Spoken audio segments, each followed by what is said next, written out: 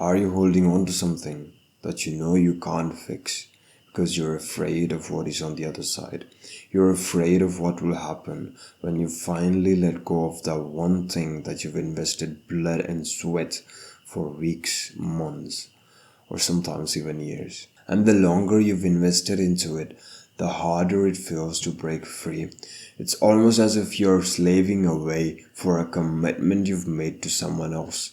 And that someone else is just a past version of you. Even though subconsciously you know you can't fix it, consciously you want to believe that there is still some hope left, that there is still something that you can do.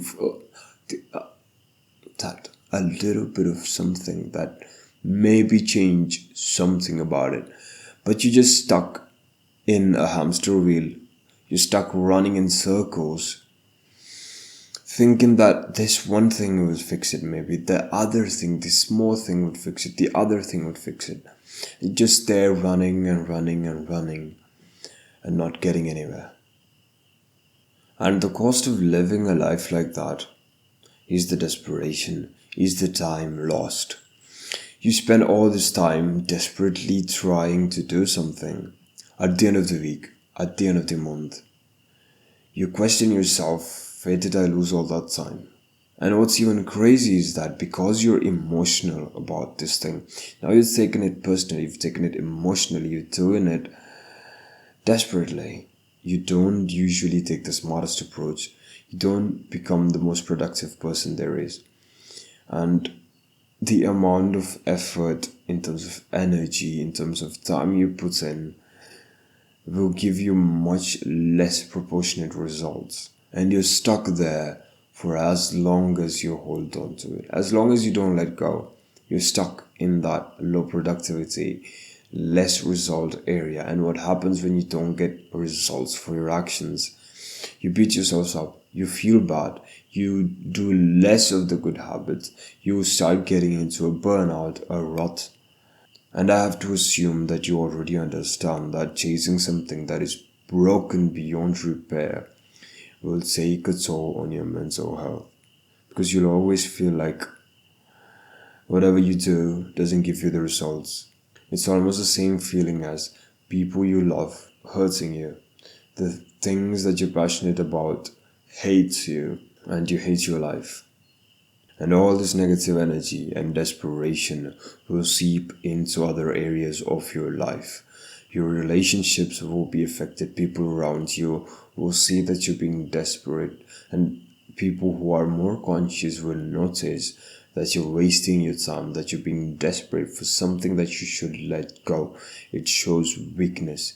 Holding on to something that you shouldn't hold on to is weakness, and the people around you who are conscious will notice that, and the people who are less conscious will still notice that you're being desperate for things. And that shows that eventually when a situation comes where you should be calm and where you should be thinking straight, that you could be desperate, and that is very unattractive, and that is very irresponsible seeming for someone who wants to work with you.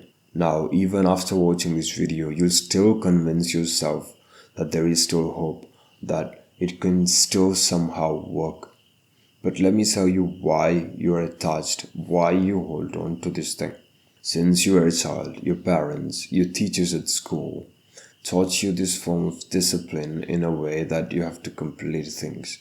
If you start reading a book, you have to complete it. If you start eating your food, you have to complete it.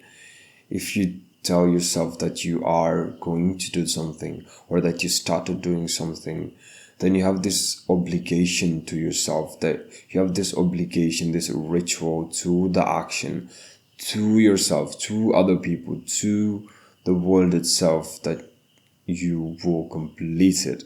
But this is a construction of your mind. You have made this up. You have developed this habit, even though in the beginning you didn't treat this very emotionally and you just did it part of the routine.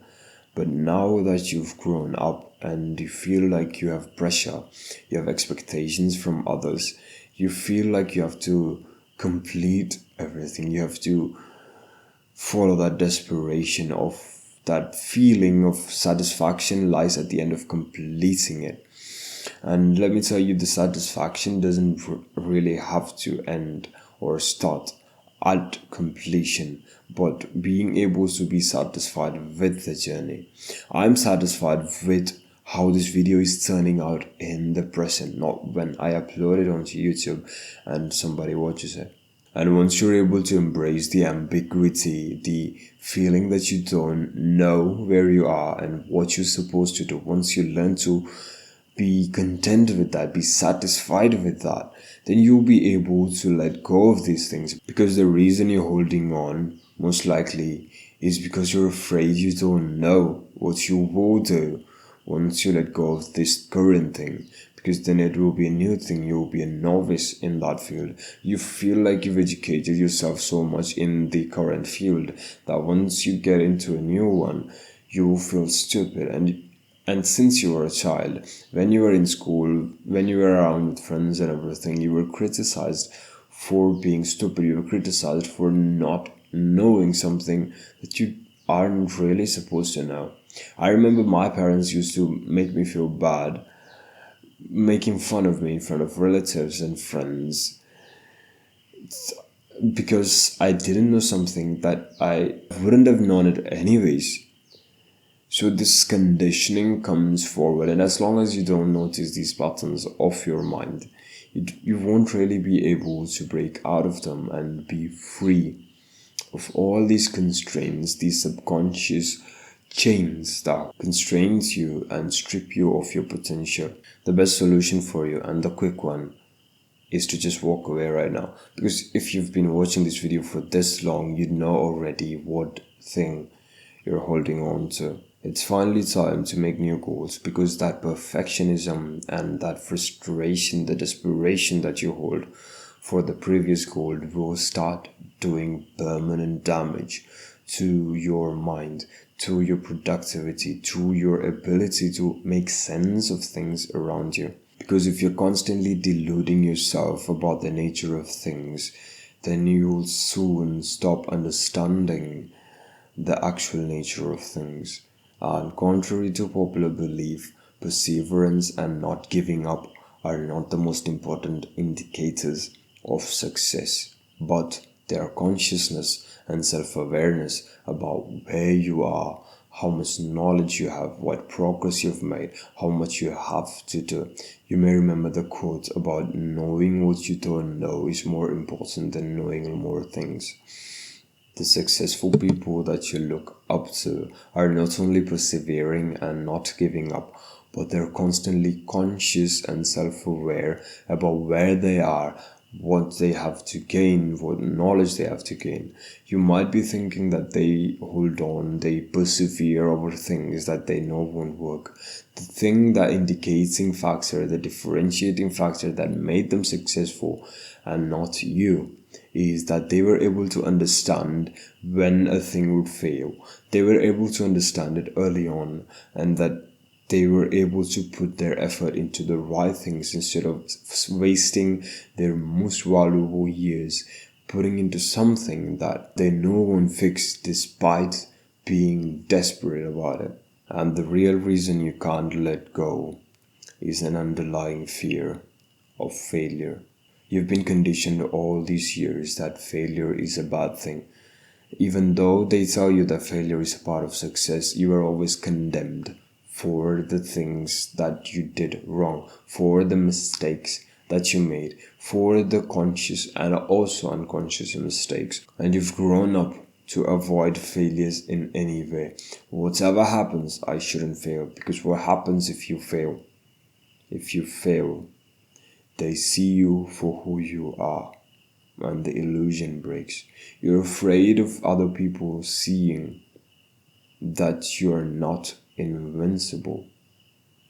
But you know that you are not invincible, and they know it too. And you really didn't think about who you're trying to fool and how much you think people care. They don't even care a fraction of that. The people who you're afraid will judge you, won't regret for the things that you didn't do. At the end of the day, You will regret. They won't. They won't give a shit. You have to learn to overcome this underlying fear of failures.